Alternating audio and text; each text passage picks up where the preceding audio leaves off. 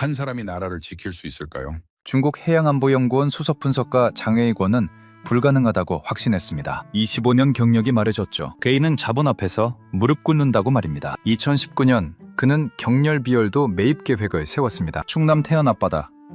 공시지가 1억짜리 바위섬이었죠. 20억을 제시했습니다. 거절당했습니다.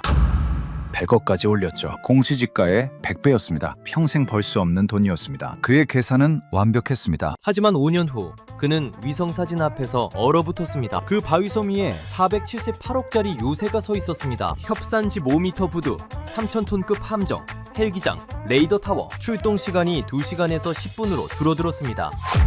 가라앉지 않는 항공모함이 떠올라 있었죠. 중국이 100억으로 사려던 좌표가 한국의 478억짜리 철옹성이 된 겁니다. 대체 무슨 일이 있었던 겁니까? 100억을 거절한 개인이 어떻게 국가를 움직인 겁니까? 바위섬 하나가 어떻게 서해의 판을 뒤집은 겁니까? 지금 바로 시작하겠습니다. 좌표 하나가 바다를 바꿉니다. 경렬비열도라는 섬이 있습니다. 한국 영해 기점 23개 중 하나죠. 중국 산둥반도에서 268km 떨어진 지점입니다. 우리는 이 돌덩이를 20억에 살 수 있다고 계산했습니다. 공시지가가 1억이었죠. 20배면 충분하다고 봤습니다. 민간 소유라는 약점을 파고들면 된다고 판단했습니다. 개인은 자본 앞에서 흔들리니까요. 레이더 하나만 세우면 됐습니다. 그러면 서해 감시망에 구멍이 하나 뚫리는 겁니다. 그런데 5년이 지난 지금 그 자리엔 3,000톤급 경비함이 상시 대기하고 있습니다. 135m 부두가 박혀 있었죠. 헬기 착륙장까지 갖춘 요새가 떠 있었습니다. 어떻게 이렇게 된 겁니까? 제 소개를 먼저 하겠습니다. 저는 장웨이궈입니다. 중국 해양안보연구원에서 25년간 서해를 연구했습니다. 제가 하는 일은 간단합니다. 좌표를 찾고 거리를 재고 시간을 계산하는 겁니다. 그 숫자들로 우리는 전략을 짰습니다. 산둥반도 해양전략 보고서, 황해 감시망 최적화 계획, 제 책상 위를 거쳐간 문건들입니다. 그리고 경렬비열도 매입 계획도 그중 하나였습니다. 왜 이 섬이었습니까? 지도를 펼쳐보면 서해 한가운데 점 하나가 찍혀 있습니다. 경렬비열도죠. 이 점이 왜 중요한지 아십니까? 영해 기점입니다. 한 나라 영해를 그을 때 기준이 되는 지점이죠. 이 점에서 12해리를 그으면 그게 영해가 되는 겁니다. 한국은 이런 기점을 23개 가지고 있습니다. 본토 해안선과 섬들을 연결해서 만든 선이죠. 그런데 경렬비열도는 특별했습니다. 서쪽으로 가장 튀어나온 지점이었습니다. 산둥반도와 268km, 서해 중앙에 박혀있는 위치죠. 우리가 계산한 건 간단했습니다. 이 점 하나만 확보하면 됩니다. 그러면 감시 반경이 바뀌는 겁니다. 레이더를 세웁니다. 탐지 범위가 확장되죠. 한국 함정 움직임이 보입니다. 기상 관측소를 만듭니다. 태풍 피난 명분으로 선박이 정박하죠. 자연스럽게 존재감을 만드는 겁니다. 시간이 지나면 그 존재감은 영향력이 됩니다. 이게 우리 계산이었습니다. 그리고 가장 중요한 게 있었습니다. 민간 소유였습니다. 국가 땅이 아니었습니다. 개인 명의였죠. 이게 핵심이었습니다. 정부 간 거래는 복잡합니다. 외교 문제가 되죠. 언론이 난리를 칩니다. 하지만 민간 매입은 다릅니다. 조용히 진행할 수 있습니다. 부동산 거래일 뿐이니까요. 우리는 공시지가를 확인했습니다. 1억이었습니다. 웃음이 나왔죠. 20억이면 되겠다고 봤습니다. 공시지가의 20배입니다. 개인이 거절할 수 없는 금액이라고 판단했습니다. 안 되면 50억을 제시하면 됩니다. 그래도 안 되면 100억까지 올리면 되죠. 268km 떨어진 전략 거점을 100억에 확보한다. 계산이 맞지 않습니까? 완벽하게 맞는 겁니다. 우리는 확신했습니다. 숫자는 거짓말을 하지 않습니다. 25년간 그렇게 배워왔죠. 개인은 자본 앞에서 합리적 판단을 한다는 게 우리 전제였습니다. 그래서 접근했습니다. 2019년이었습니다. 첫 제안은 20억이었습니다. 정중하게 거절당했죠. 괜찮았습니다. 예상 범위 아니었습니다. 금액을 올렸습니다. 50억, 그 다음은 100억입니다. 이쯤 되면 움직인다고 봤습니다. 그런데 답이 왔습니다. 중국에게는 절대 안 판다는 겁니다. 이 한 문장이었습니다. 멈췄습니다. 계산이 틀렸다는 겁니까? 100억을 거절한다는 겁니까? 공시지가 1억짜리 바위섬을 말입니다. 이해가 안 됐습니다. 우리 모델에는 없던 변수였습니다. 감정이라는 변수 말입니다. 그리고 더 큰 문제가 시작됐습니다. 이 거래 시도가 외부로 알려졌습니다. 한국 언론이 움직였죠. 여론이 들끓기 시작했습니다. 나라 땅이 넘어갈 뻔했다. 이런 식으로 보도가 나갔습니다. 정부가 움직였습니다. 2020년 한국해양수산부가 경렬비열도를 국가관리연한항으로 지정했습니다. 전략 자산으로 격상시킨 겁니다. 그리고 예산이 발표됐습니다. 총 478억입니다. 그 숫자를 봤습니다. 478억이라는 겁니까? 우리가 100억 제시했을 때 거절하더니 정부는 478억을 투입한다는 겁니까? 계산이 맞지 않았습니다. 아니, 계산이 아예 다른 차원이었습니다. 우리는 매입 비용을 계산했습니다. 그들은 지키는 비용을 계산한 겁니다. 478억이 무엇을 만들었는지 말씀드리겠습니다. 하지만 그 전에 먼저 이해해야 할 게 있습니다. 왜 우리가 그 섬에 그렇게 집착했는지 말입니다. 경렬비열도는 그냥 바위섬이 아닙니다. 서해의 문이죠. 이 표현이 과장처럼 들립니까? 아닙니다. 정확한 표현입니다. 태안반도에서 경렬비열도까지 함정 출동 시간이 얼마나 됩니까? 2시간입니다. 왕복 4시간이죠. 파도가 높으면 더 걸립니다. 이 시간 격차를 이해해야 합니다. 2시간이라는 건 단순한 거리가 아닙니다. 전략적 공백입니다. 우리 어선들이 서해에서 조업합니다. 한국 영해 근처까지 들어가죠. 한국 경비정이 출동합니다. 그런데 2시간이 걸립니다. 그 사이에 우리 어선들은 빠져나옵니다. 쫓아오면 또 피하면 됩니다. 이게 가능했던 이유가 바로 이 시간 격차였습니다. 이 2시간이라는 완충지대는 우리에게 엄청난 이점을 줬습니다. 기상이 악화되면 한국 경비정은 출동 자체가 어려워집니다. 파고가 3m만 넘어도 소형 함정은 접근이 힘들죠. 하지만 우리 어선들은 이미 그 해역에 있습니다.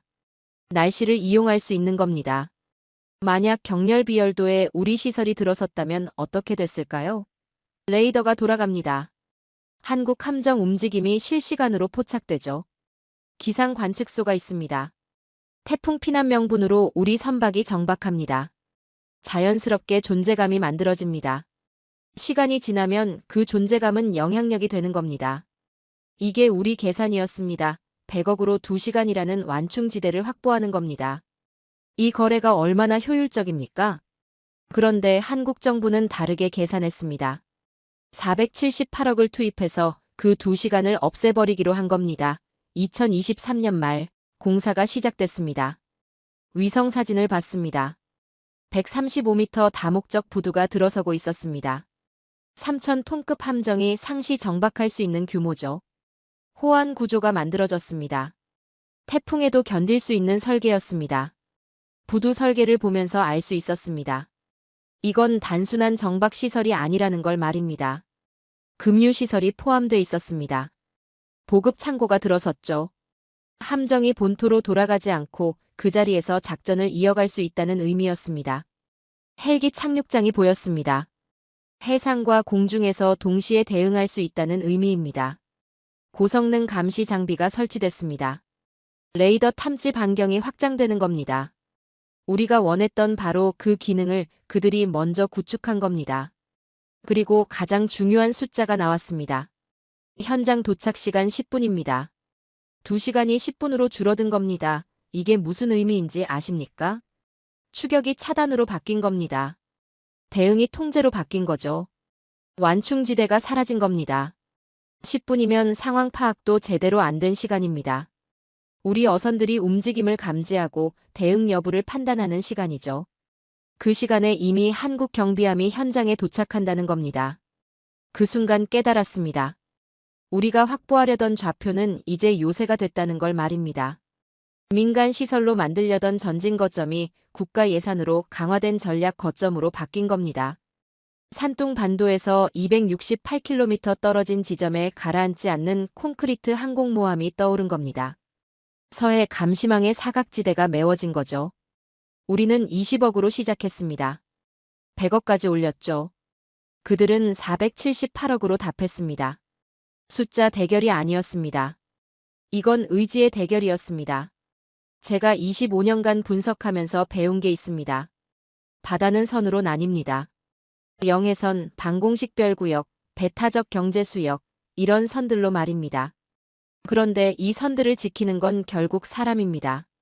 그 사람들의 의지죠. 경렬비열도 주인은 공시지가 1억짜리 바위섬을 가지고 있었습니다. 100억을 거절했습니다. 그리고 그 거절은 정부를 움직였죠. 478억짜리 요새를 만들게 했습니다. 보고서를 작성했습니다. 황해 전략 재검토 보고서였습니다. 결론은 명확했습니다. 경렬비열도 변수는 더 이상 우리 계산식에 들어갈 수 없다는 겁니다. 2시간의 완충지대는 사라졌습니다. 10분의 즉각 대응 체계가 들어섰죠. 서해의 균형이 바뀐 겁니다. 계산에 없던 변수에 대해 말씀드리겠습니다. 감정이라는 변수 말입니다. 제가 25년간 해온 일은 숫자로 세계를 읽는 겁니다. 거리, 시간, 비용, 효과 이런 것들을 계산하죠. 그리고 그 계산으로 전략을 만듭니다. 숫자는 거짓말을 하지 않습니다. 명확하고 냉정하죠. 그래서 숫자를 믿었습니다. 경렬비열도 주인에게 20억을 제시했을 때 확률을 계산했습니다. 공시지가 1억의 20배입니다. 거절 확률 30%, 수용 확률 70%로 봤죠. 거절당했을 때도 당황하지 않았습니다. 예상 범위 아니었으니까요. 50억으로 올렸습니다. 이쯤 되면 거절 확률이 10% 이하로 떨어진다고 계산했습니다. 50배입니다. 어떤 개인이 공시지가의 50배를 거절합니까? 합리적 판단이라면 받아들여야 합니다. 하지만 거절당했습니다. 그래도 모델을 수정했습니다. 아, 이 사람은 협상력이 있구나. 더 높은 금액을 노리는구나. 이렇게 해석했죠. 괜찮았습니다. 우리에게는 예산이 충분했으니까요. 100억을 제시했습니다. 공시지가의 100배입니다. 이 금액이면 어떤 개인도 움직인다고 봤습니다. 서울 강남의 아파트 10채를 살 수 있는 돈입니다. 평생 일해도 벌기 힘든 금액이죠. 그런데 답이 왔습니다. 중국에게는 절대 안 판다는 겁니다. 그 문장을 보면서 멈췄습니다. 100억을 거절한다는 겁니까? 돈 문제가 아니라는 겁니까? 그럼 뭐란 말입니까? 제 계산 모델이 흔들렸습니다. 25년간 제가 만들어온 공식에 들어가지 않는 변수가 나타난 겁니다. 개인은 자본 앞에서 합리적 판단을 한다는 전제가 깨진 거죠. 아니, 정확히 말하면 합리성의 기준이 달랐던 겁니다. 우리는 경제적 합리성으로 계산했습니다. 100억이라는 숫자가 가진 무게를 계산했죠. 하지만 그쪽은 다른 걸 계산하고 있었습니다. 국가라는 무게를 계산하고 있었던 겁니다. 그리고 더 큰 문제가 시작됐습니다. 이 시도가 외부로 알려진 겁니다. 한국 언론이 보도하기 시작했죠.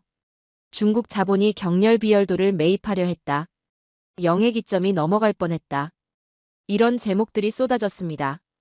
여론이 들끓었습니다. 나라 땅을 지켜야 한다는 목소리가 커졌죠. 정치인들이 움직였습니다. 야당이 정부를 압박했습니다. 왜 방치했느냐? 대책이 뭐냐? 이런 질문들이 쏟아졌습니다. 그 과정을 지켜봤습니다. 개인의 거절이 여론을 만들고 여론이 정치를 움직이고 정치가 정부를 움직이는 과정 말입니다. 이건 제 계산 모델에 없던 흐름이었습니다. 우리는 조용한 거래를 원했습니다. 민간 대 민간 부동산 거래로 끝내려고 했죠. 하지만 그 거래는 조용히 끝나지 않았습니다. 오히려 폭발했습니다. 2020년 2월 한국해양수산부가 움직였습니다. 경렬비열도를 국가관리연안항으로 지정한다고 발표했죠. 그 발표문을 읽었습니다. 전략적 중요성을 고려하여 국가가 직접 관리한다. 이렇게 적혀 있었습니다. 우리가 중요하다고 판단한 그 전략적 가치를 그들도 똑같이 인식하고 있었던 겁니다. 아니, 어쩌면 우리보다 더 정확하게 알고 있었는지도 모릅니다. 그리고 예산이 나왔습니다. 478억입니다. 그 숫자를 보면서 웃음이 나왔습니다. 씁쓸한 웃음이었죠. 우리는 100억으로 살 수 있다고 계산했습니다. 그들은 478억을 들여서 지키겠다고 결정한 겁니다. 이게 무슨 의미입니까? 우리 계산이 틀렸다는 겁니다. 아니, 계산 자체가 다른 차원이었던 거죠. 우리는 매입 비용을 계산했습니다. 얼마를 주면 살 수 있는가? 이걸 계산했죠. 하지만 그들은 다른 걸 계산했습니다. 얼마를 들여야 지킬 수 있는가? 이걸 계산한 겁니다. 사는 것과 지키는 것. 같은 돈이지만 의미가 완전히 달랐습니다. 그때 깨달았습니다. 우리가 놓친 게 뭔지 말입니다. 우리는 개인을 상대했습니다. 하지만 그 개인 뒤에는 국가가 있었던 겁니다. 개인의 거절이 국가의 결단을 불러온 거죠. 100억의 제한이 478억의 요새로 돌아왔습니다. 우리가 확보하려던 전략 거점이 오히려 강화된 방어 거점이 된 겁니다. 계산이 완전히 뒤집힌 겁니다. 478억이 실제로 무엇을 만드는지 지켜보는 일은 고통스러웠습니다. 그건 단순히 공사 과정을 보는 게 아니었습니다. 우리 전략이 무너지는 과정을 실시간으로 목격하는 일이었죠. 2023년 말 위성사진에 처음 변화가 포착됐습니다. 경렬 비열도에 중장비가 들어가기 시작한 겁니다. 바지선이 자재를 실어 날랐죠. 파도가 높은 해역입니다. 공사가 쉽지 않을 거라고 생각했습니다. 하지만 틀렸습니다. 그들은 멈추지 않았습니다. 겨울 내내 공사가 진행됐죠. 파고가 3m를 넘는 날에도 작업이 계속됐습니다. 이게 무슨 의미인지 아십니까? 일정을 맞추겠다는 강한 의지였습니다. 매달 위성사진을 분석했습니다. 제 일이었으니까요. 2024년 초 호안 구조가 형태를 갖추기 시작했습니다. 콘크리트가 쌓였죠. 파도를 막아낼 구조였습니다. 단순한 방파제가 아니었습니다. 설계를 보면 알 수 있었죠. 태풍급 파도에도 견딜 수 있는 구조였습니다. 봄이 되자 부두 공사가 본격화됐습니다. 135m 다목적 부두죠. 그 규모를 보면서 계산했습니다. 3,000톤급 함정이 접안할 수 있는 크기입니다. 아니, 동시에 두 척도 가능한 규모였습니다. 여름에는 육상시설이 들어섰습니다. 관리동, 숙소, 보급 창고죠. 헬기 착륙장 표시가 보였습니다. 그 표시를 보면서 알았습니다. 이건 단순한 항만이 아니라는 걸 말입니다. 해상과 공중을 동시에 운영할 수 있는 복합 기지였던 겁니다. 가을이 되자 감시 장비가 설치되기 시작했습니다. 레이더 타워가 세워졌죠. 고성능 감시 레이더였습니다. 탐지 반경이 얼마나 됩니까? 최소 100km는 될 겁니다. 우리가 원했던 바로 그 기능이었습니다. 매달 보고서를 작성했습니다. 경렬 비열도 건설 진척 상황 분석 보고서였죠. 보고서를 쓰면서 느꼈습니다. 이건 단순한 공사 진행 보고가 아니라는 걸 말입니다. 우리 전략의 실패 보고서였던 겁니다. 우리가 20억으로 사려던 바위섬에 지금 478억짜리 요새가 만들어지고 있었습니다. 우리가 세우려던 레이더를 그들이 세우고 있었죠.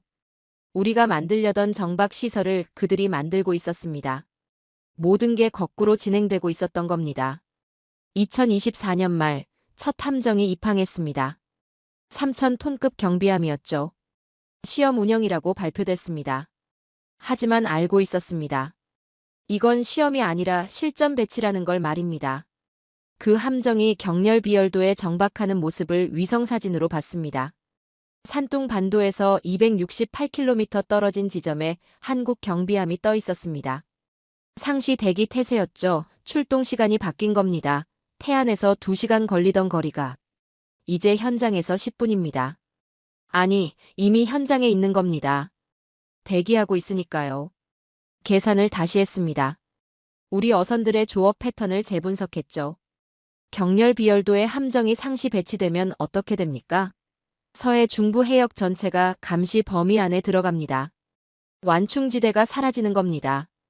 과거에는 한국 경비정이 출동한다는 정보를 받으면 우리 어선들이 이동할 시간이 있었습니다. 2시간이라는 여유가 있었죠. 하지만 이제는 다릅니다. 이미 현장에 함정이 있습니다. 움직이는 순간 포착되는 겁니다. 헬기까지 운영됩니다. 해상에서 포착되지 않아도 공중에서 발견됩니다. 도망칠 곳이 없어진 거죠. 2차원 추격이 3차원 포위로 바뀐 겁니다. 상부에 보고했습니다. 경렬 비열도 변수는 우리에게 불리하게 작용하고 있다고 말입니다. 더 이상 그 해역을 전략적 공백으로 계산할 수 없다고 보고했죠. 2025년 초 정식 운영이 시작됐다는 발표가 나왔습니다. 국가관리연한항 경렬 비열도 준공식이었죠. 478억이 투입된 사업이 완료된 겁니다. 그 발표를 보면서 생각했습니다. 우리는 100억으로 좌표 하나를 사려고 했다. 그들은 478억으로 요새 하나를 세웠다. 같은 지점을 두고 벌인 경쟁이었지만 결과는 정반대였던 겁니다. 우리가 확보하려던 전진 거점은 이제 그들의 방어 거점이 됐습니다. 우리가 뚫으려던 구멍은 오히려 더 단단하게 메워졌죠. 서해의 균형이 바뀐 겁니다. 개인의 거절이 어떻게 국가를 움직였는지 말씀드리겠습니다. 이 과정을 지켜보면서 많은 걸 배웠습니다. 정치라는 게 어떻게 작동하는지 말입니다. 경렬 비열도 주인이 100억을 거절했다는 소식이 퍼지기 시작했습니다. 처음에는 작은 기사였죠. 지역 언론에서 다뤘습니다. 충남 태안의 한 섬 주인이 중국 자본의 매입 제안을 거절했다는 내용이었습니다. 별로 주목받지 못할 기사처럼 보였죠. 하지만 그 기사는 생각보다 빠르게 확산됐습니다. 영해기점이라는 단어가 기사 제목에 들어가면서부터였죠. 사람들이 반응하기 시작했습니다. 영해기점이 뭡니까? 검색량이 급증했습니다. 포털 사이트 실시간 검색어 순위에 올라갔죠. 그러면서 사람들이 알게 됐습니다. 그 작은 바위섬이 한국 영해를 결정하는 23개 기준점 중 하나라는 걸 말입니다. 만약 그 섬이 중국에 넘어갔다면 어떻게 됐을까? 이런 질문들이 온라인 커뮤니티마다 쏟아졌죠. 댓글이 폭발했습니다. 언론이 본격적으로 움직였습니다. 중국 자본이 얼마를 제시했습니까? 20억에서 시작해서 100억까지 올렸다는 게 보도됐습니다. 사람들은 충격받았죠. 공시지가 1억짜리 섬에 100억을 제시했다는 겁니까? 그럼 그 섬이 얼마나 중요하면 그런 돈을 쓴다는 겁니까? 이런 반응들이 나왔습니다. 여론이 들끓기 시작했습니다. 온라인 커뮤니티마다 이 이야기가 올라왔습니다. 나라 땅이 넘어갈 뻔했다. 섬 주인이 막아냈다. 정부는 뭐 했느냐. 이런 댓글들이 수천 개씩 달렸습니다. 분노와 불안이 섞인 반응들이었죠. 그 반응들을 분석했습니다. 제 일이었으니까요. 한국 국민들의 반응 패턴을 읽어야 했습니다. 그들은 분노하고 있었습니다. 하지만 동시에 자부심을 느끼고 있었죠. 섬 주인에 대한 존경심이 표현됐습니다. 100억을 거절한 애국자다. 이런 댓글들이 인기 댓글로 올라갔습니다. 정치권이 움직이기 시작했습니다. 야당 의원들이 국회에서 질의를 쏟아냈죠. 정부는 이 사실을 알고 있었습니까? 언제부터 알고 있었습니까? 왜 방치했습니까? 대책이 뭡니까? 해양수산부 장관이 국회에 출석해서 답변해야 했습니다. 여당도 가만히 있지 않았습니다. 오히려 더 강하게 나갔죠. 우리가 나서서 보호하겠다. 이런 입장을 발표했습니다. 정치적 이슈가 된 겁니다. 여야가 경쟁적으로 강경한 입장을 내놨습니다. 누가 더 애국적이냐 이런 경쟁 구도가 만들어졌죠. 그 과정을 보면서 깨달았습니다. 우리가 조용히 진행하려던 거래가 가장 시끄러운 정치 이슈가 됐다는 걸 말입니다. 민간 부동산 거래로 끝내려던 계획이 국가 안보 문제로 비화된 거죠. 통제할 수 없는 방향으로 흘러가고 있었습니다. 2020년 1월 청와대가 움직였습니다. 국가안전보장회의에서 경렬 비열도 문제가 논의됐다는 보도가 나왔습니다. 청와대 국가안보실장이 직접 챙기고 있다는 내용이었죠. 대통령에게도 보고가 올라갔다는 얘기가 들렸습니다. 그 보도를 보면서 알았습니다. 이제 끝났다는 걸 말입니다. 대통령실까지 올라간 이슈는 반드시 결론이 나옵니다. 그것도 가시적인 결론으로 말입니다. 정부가 뭔가 행동을 취할 수밖에 없는 구조가 된 거죠. 2월에 발표가 나왔습니다. 해양수산부가 경렬 비열도를 국가관리연한항으로 지정한다고 공식 발표했죠. 국무회의를 거쳐서 의결됐습니다. 법적 효력이 생긴 겁니다. 민간 소유지였지만 국가가 관리하겠다는 선언이었습니다. 발표문을 읽었습니다.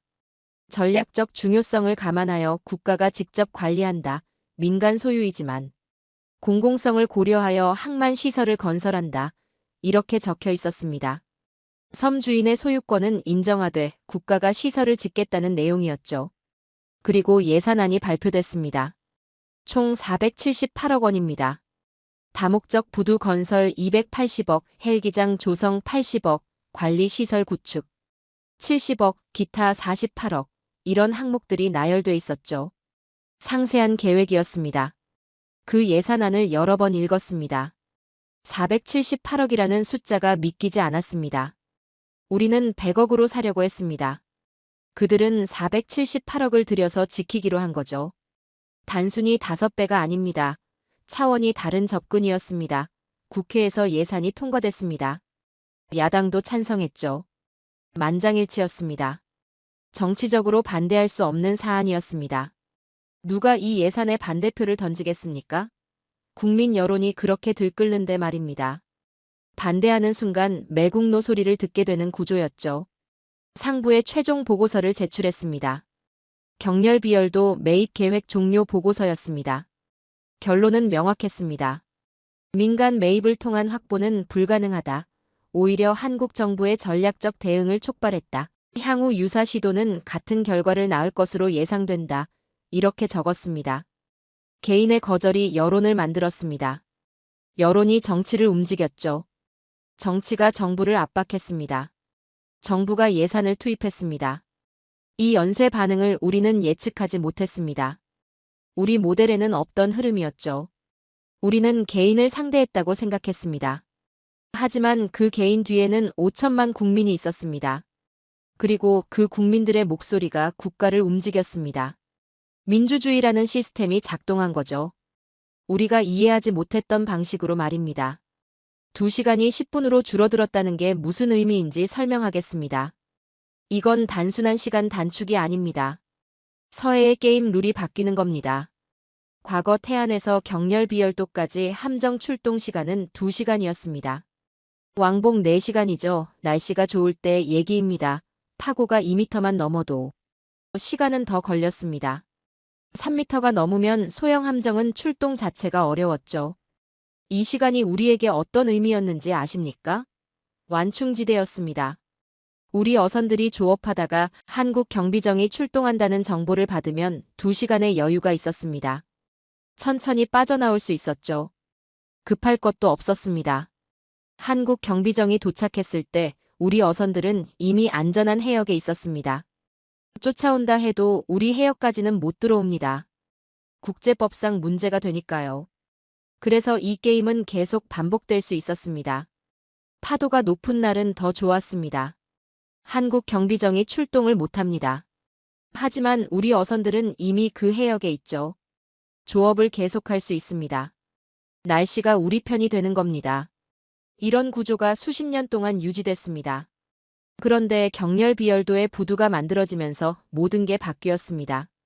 3,000톤급 경비함이 상시 대기하게 됐죠. 상시 대기라는 게 무슨 의미입니까? 이미 현장에 있다는 겁니다. 출동할 필요가 없습니다. 그냥 움직이면 되는 거죠. 현장 도착 시간 10분이라는 숫자가 발표됐습니다. 그 숫자를 보면서 계산을 다시 했습니다. 10분이면 우리 어선이 상황을 파악하는 시간입니다. 한국 경비정이 출동했는지 확인하고 선장이 판단하고 이동 방향을 결정하는 시간이죠. 그 시간에 이미 경비함이 눈앞에 나타난다는 겁니다. 도망칠 시간이 없어진 겁니다. 2시간이라는 완충지대가 사라졌습니다. 추격전이 아니라 현장 차단이 되는 거죠. 게임의 룰이 완전히 바뀐 겁니다. 더 심각한 건 헬기였습니다. 헬기 착륙장이 경렬비열도에 만들어졌습니다. 헬기는 속도가 다릅니다. 시속 200km 이상으로 날아옵니다. 10분이면 30km를 이동하죠. 해상에서 포착 안 돼도 공중에서 발견되는 겁니다. 2차원 게임이 3차원 게임으로 바뀐 겁니다. 과거에는 수평선만 신경 쓰면 됐습니다. 배가 오는지만 보면 됐죠. 하지만 이제는 하늘도 봐야 합니다. 헬기가 언제 나타날지 모릅니다. 사방이 막힌 겁니다. 우리 어선들의 조업 패턴을 재분석했습니다. 경렬 비열도를 중심으로 반경 50km 해역이 사실상 통제 구역이 됐습니다. 과거에는 완충지대였던 곳이 이제는 위험지역이 된 거죠. 조업 가능 해역이 줄어든 겁니다. 고성능 감시 장비도 문제였습니다. 레이더 탐지 반경이 확장됐습니다. 우리가 세우려던 바로 그 레이더를 그들이 세운 겁니다. 아이러니했죠. 우리 계획을 그들이 실행한 겁니다. 야간 조업도 어려워졌습니다. 과거에는 밤에 움직이면 탐지가 어려웠습니다. 레이더가 멀리 있었으니까요. 하지만 이제는 가까이에 있습니다. 야간이든 주간이든 상관없이 포착되는 겁니다. 날씨를 이용하는 것도 불가능해졌습니다. 과거에는 파도가 높으면 한국 경비정이 출동을 못했습니다. 하지만 이제는 이미 현장에 있습니다. 3,000톤급 함정은 파고 3m 정도는 거뜬히 견딥니다. 날씨가 더 이상 우리 편이 아닌 겁니다. 보고서에 이렇게 적었습니다. 경렬 비열도 항만 운영으로 인해 우리 조업 환경이 근본적으로 변화했다. 이 시간의 대응 시간이 10분의 차단 시간으로 바뀌었다. 서해 중부 해역에 대한 한국의 통제력이 강화됐다. 이렇게 말입니다. 478억이 만든 건 단순한 부두가 아니었습니다. 가라앉지 않는 항공모함이었습니다. 산둥 반도에서 268km 떨어진 지점에 콘크리트로 만든 전략 거점이 떠오른 거죠. 움직일 수도 없고 침몰할 수도 없는 요새였습니다. 우리가 확보하려던 좌표가 오히려 우리를 제약하는 거점이 됐습니다. 뚫으려던 구멍이 더 단단한 벽이 됐죠. 전략의 역전이었습니다. 계산이 완전히 뒤집힌 겁니다. 좌표가 요새로 바뀌는 과정을 지켜봤습니다. 이건 단순한 건설 프로젝트가 아니었습니다. 전략 지도가 다시 그려지는 과정이었죠. 우리가 처음 경렬 비열도를 봤을 때 그건 좌표였습니다. 지도 위의 점 하나였죠. 영해 기점이라는 법적 지위를 가진 위치였습니다. 그 점을 확보하면 주변 해역에 영향력을 행사할 수 있다고 계산했습니다. 레이더를 세우면 탐지 범위가 넓어집니다. 기상 관측소를 만들면 태풍 피난 명분으로 선박이 정박할 수 있죠. 시간이 지나면 그 존재감이 영향력으로 바뀝니다. 이게 우리가 그린 그림이었습니다. 민간 소유라는 점이 핵심이었습니다. 정부 간 거래가 아니라 개인과의 거래니까 조용히 진행할 수 있다고 봤죠. 외교 문제로 비화되지 않을 거라고 판단했습니다. 부동산 매매일 뿐이라고 생각했습니다. 하지만 한국 정부는 완전히 다른 접근을 했습니다. 그들은 그 좌표를 요새로 만들기로 결정한 겁니다. 민간 소유권은 인정하되 국가시설을 건설하는 방식을 선택했죠. 법적으로 막을 방법이 없는 구조였습니다. 478억이라는 예산이 투입됐습니다. 이 돈으로 무엇을 만들었습니까? 135m 부두입니다. 3,000톤급 함정이 동시에 두 척 정박할 수 있는 규모죠. 단순한 저반 시설이 아닙니다. 금유시설, 보급창고, 정비시설까지 갖춘 종합기지였습니다. 함정이 본토로 돌아갈 필요가 없어진 겁니다. 현장에서 연료를 보급받고 식량을 보급받고 간단한 정비까지 할 수 있습니다. 작전 지속 능력이 극대화되는 구조죠. 이게 무슨 의미인지 아십니까? 상시 주둔이 가능해진 겁니다. 호환 구조를 보십시오. 파고 5m까지 견딜 수 있게 설계됐습니다. 태풍이 와도 함정이 안전하게 정박할 수 있습니다. 날씨 때문에 철수할 필요가 없어진 거죠. 사계절 내내 작전이 가능한 구조입니다. 헬기 착륙장이 만들어졌습니다. 이게 핵심입니다. 해상 전력만 있는 게 아니라 공중 전력까지 운용할 수 있게 된 겁니다. 헬기는 반응 속도가 다릅니다. 10분이면 반경 30km를 커버합니다. 입체적 통제가 가능해진 거죠. 고성능 감시 장비가 설치됐습니다. 레이더 탐지 반경이 100km 이상입니다. 서해 중부 해역 전체를 감시할 수 있는 범위죠. 우리가 원했던 바로 그 감시 능력을 그들이 구축한 겁니다. 통신 중계 시설도 들어섰습니다. 본토와 실시간 통신이 가능합니다. 상황실에서 현장 영상을 실시간으로 볼 수 있죠. 지휘 체계가 완전히 연결된 겁니다. 고립된 전초 기지가 아니라 통합 작전망의 일부가 된 겁니다. 이 시설들을 하나씩 분석하면서 깨달았습니다. 이건 항만이 아니라는 걸 말입니다. 군사기지죠. 정식 명칭은 국가관리연안항이지만 실제로는 해상전초기지입니다. 법적으로는 민간 항만이지만 기능적으로는 군사시설인 겁니다. 가라앉지 않는 항공모함이라는 표현을 쓴 이유가 있습니다. 항공모함은 움직이는 비행장이죠. 하지만 침몰할 수 있습니다. 경렬비열도는 움직이지 않습니다. 하지만 침몰하지도 않습니다. 콘크리트로 만들어진 영구적 전력 투사 거점인 겁니다. 산둥 반도에서 268km 떨어진 지점에 이런 시설이 만들어졌습니다. 우리 해안에서 그리 멀지 않은 거리죠. 하지만 손댈 수 없는 위치입니다. 한국 영해 아니니까요. 합법적인 군사 거점이 우리 코앞에 들어선 겁니다. 서해의 균형이 바뀌었습니다. 과거에는 태안에서 출동하는 시스템이었습니다. 2시간이라는 완충지대가 있었죠. 하지만 이제는 현장 배치 시스템입니다. 완충지대가 사라진 겁니다. 우리가 확보하려던 전진 거점이 그들의 방어 거점이 됐습니다. 우리가 뚫으려던 감시망의 구멍이 오히려 감시망의 중심이 됐죠. 전략의 완전한 역전이었습니다. 20억으로 시작한 계획이 478억짜리 요새로 돌아왔습니다. 우리는 좌표를 사려고 했습니다. 그들은 요새를 세웠죠. 같은 지점을 두고 벌인 경쟁이었지만 결과는 정반대였습니다. 제가 25년간 배운 게 있습니다. 바다는 비어있지 않다는 겁니다. 누군가 채우지 않으면 다른 누군가가 채웁니다. 우리가 채우지 못한 자리를 그들이 채운 거죠. 더 강하게, 더 확실하게 말입니다. 100억과 478억, 이 두 숫자에 대해 말씀드리겠습니다. 이건 단순한 금액 차이가 아닙니다. 서로 다른 계산법이 만들어낸 결과였죠.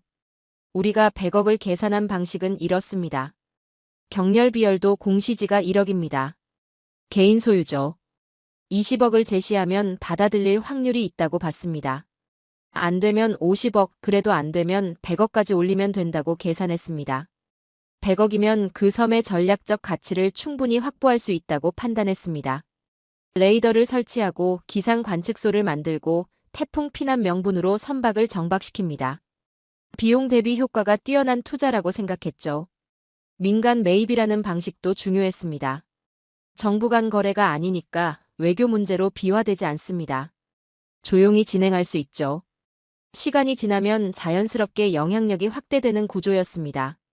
이게 우리 계산이었습니다. 개인은 자본 앞에서 합리적 판단을 한다는 게 전제였습니다. 25년간 제가 분석한 사례들이 그렇게 말해줬습니다. 공시지가의 100배를 제시하면 거절할 이유가 없다고 봤죠. 경제적으로 완벽하게 합리적인 선택이니까요. 하지만 한국 정부의 478억 계산은 완전히 달랐습니다. 그들은 매입 비용을 계산한 게 아닙니다. 지키는 비용을 계산한 겁니다. 이 차이가 모든 걸 바꿨습니다. 478억으로 그들이 만든 건 영구적 통제 거점입니다. 135m 부두, 3,000톤급 함정 상시 배치, 헬기 착륙장, 고성능 감시 장비, 이 모든 게 포함된 종합시설이죠. 단순히 섬을 확보하는 게 아니라 서해 통제 체계를 완성한 겁니다. 출동 시간이 2시간에서 10분으로 줄어들었습니다. 이게 핵심입니다. 우리가 활용하던 시간 격차가 사라진 거죠. 완충지대가 제거됐습니다. 추격이 차단으로 바뀌었고 대응이 통제로 바뀌었습니다. 우리는 100억으로 영향력 확대를 노렸습니다. 그들은 478억으로 영토 방어를 완성했죠. 공격적 투자와 방어적 투자, 목적이 달랐던 겁니다. 그리고 방어하는 쪽이 더 큰 돈을 쓸 수밖에 없다는 걸 우리는 간과했습니다. 여기서 제가 놓친 게 하나 더 있습니다. 민주주의라는 변수였습니다. 개인의 거절이 여론을 만들었고 여론이 정치를 움직였고 정치가 정부를 압박했습니다. 이 연쇄 반응이 478억이라는 결단을 만들어낸 거죠. 권위주의 체제에서는 이런 일이 일어나기 어렵습니다. 정부가 결정하면 그대로 진행됩니다. 하지만 민주주의는 다릅니다. 국민의 목소리가 정부를 움직입니다. 이 힘을 우리는 계산에 넣지 않았습니다. 경렬비열도 주인 한 사람의 거절이 5천만 국민의 각성을 불러왔습니다. 나라 땅을 지켜야 한다는 공감대가 형성됐죠. 정치인들은 이 여론을 무시할 수 없었습니다. 예산이 만장일치로 통과된 이유입니다. 제가 상부에 제출한 최종 보고서의 결론은 명확했습니다. 경렬 비열도를 통한 전략적 우위 확보는 실패했다. 오히려 한국의 서해 통제력이 강화됐다. 민간 매입을 통한 유사 시도는 같은 결과를 초래할 것으로 예상된다. 이렇게 적었습니다. 좌표 하나를 확보하려던 시도가 요새 하나를 만들어냈습니다. 우리가 뚫으려던 구멍이 더 단단한 벽이 됐죠. 20억으로 시작한 계획이 478억짜리 전략 거점으로 돌아온 겁니다. 제가 25년간 바다를 분석하면서 배운 게 있습니다. 숫자는 거짓말을 하지 않지만 숫자가 전부는 아니라는 겁니다. 거리와 시간과 비용을 계산했지만 의지와 여론과 결단은 계산하지 못했습니다. 개인은 자본 앞에서 흔들린다는 전제가 틀렸습니다. 정확히는 자본보다 큰 가치가 있을 때는 흔들리지 않는다는 걸 몰랐던 겁니다. 국가라는 가치 말입니다. 산둥 반도에서 268km 떨어진 지점에 이제 콘크리트 요새가 서 있습니다. 가라앉지 않는 항공모함이죠. 3,000톤급 경비함이 상시 대기합니다. 헬기가 뜨고 내립니다. 레이더가 서해를 감시합니다. 우리는 그 섬을 살 수 있다고 생각했습니다. 그들은 그 섬을 지킬 수 있다고 증명했죠. 계산의 차이가 결과의 차이를 만들었습니다. 바다는 선으로 나뉩니다. 영해선, 배타적 경제수역, 방공식별구역, 이런 선들로 말입니다. 하지만 그 선을 지키는 건 결국 사람들의 의지입니다. 경렬 비열도가 그걸 증명했습니다. 100억의 계산이 478억의 결단으로 답을 받았습니다. 우리가 배운 교훈은 비쌌지만 명확했습니다. 좌표는 돈으로 살 수 있어도 의지까지 살 수는 없다는 것 말입니다. 오늘 영상은 여기까지입니다. 도움이 되셨다면 좋아요와 구독 알림 설정까지 부탁드려요. 다음 영상에서도 더 유익한 내용으로 찾아뵙겠습니다. 시청해주셔서 감사합니다.